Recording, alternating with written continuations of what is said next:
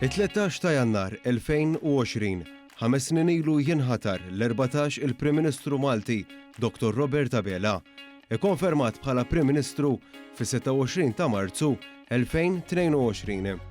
Jiena Robert Abela solennement naħlef li nkun tassew fidili u lejali lejn il-poplu u r-Repubblika ta' Malta u l-Kostituzzjoni tagħha.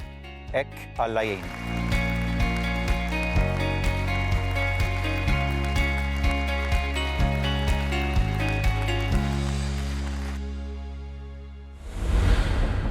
Kienu 5 snin mimlija b'uħud mill-akbar sfidi internazzjonali, sfidi globali bla preċedent.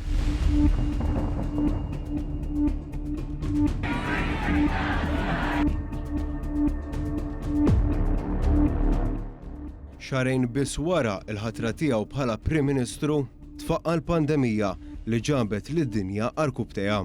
We have therefore made the assessment that COVID-19 can be characterized as a pandemic.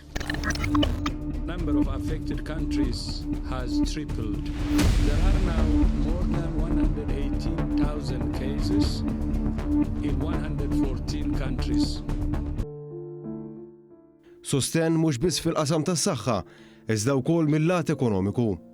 Ittieħdu deċiżjonijiet li proteġew lil min ħaddem u lil ħaddiema kollha.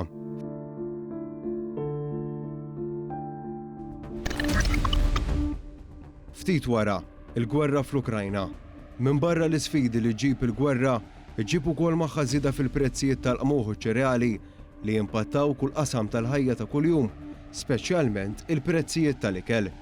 Il-Gvern ħares li jkun hemm stabbiltà u sussidja l-qmugħ u ċereali. Minkejja kollox, pajjiżna baqa' jżomm l-istabbiltà. Il-Prim Ministru Robert Abela żamm l-ekonomija għaddejja, żamm lin-nies b'livell ta' għajxin tajjeb, għalkemm mhux biss stabbiltà ekonomika, iżda wkoll stabbiltà soċjali. Bil-Prim Ministru fit-tmum ittieħdu deċiżjonijiet fuqhom u twettqu riformi importanti b'rabta ma' governanza tajba. Baġit wara ieħor bla ebda żieda fit-taxxa, filwaqt li tħabbru miżuri pożittivi għal familji Maltin u Għawċin, fosthom l-iskema tas sussidju għall-istabilità tal-prezzijiet. Fuq kollox sussidju fuq l-enerġija u l-fuel li joffra stabilità lil min ħaddem u lil familji Maltin u Għawċin. Malta mhix eċċezzjoni, Malta mhix maqtuha mill-bqija tad-dinja, iżda Malta ħadet deċiżjonijiet fuqhom. Għax lan jibqa' wieħed, dak li jitnaqqas il-pis minn fuq in-nies. Il-kisbiet tal-Gvern immexxi mill-Prim Ministru Robert Abela huma l-kisbiet tan-nies. Bikom miegħi elibna kull sfida u wettaqna ħafna flimkien.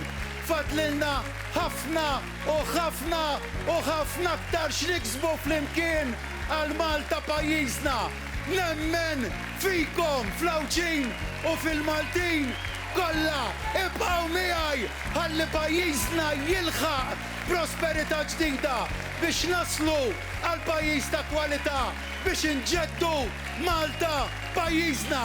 Grazzi.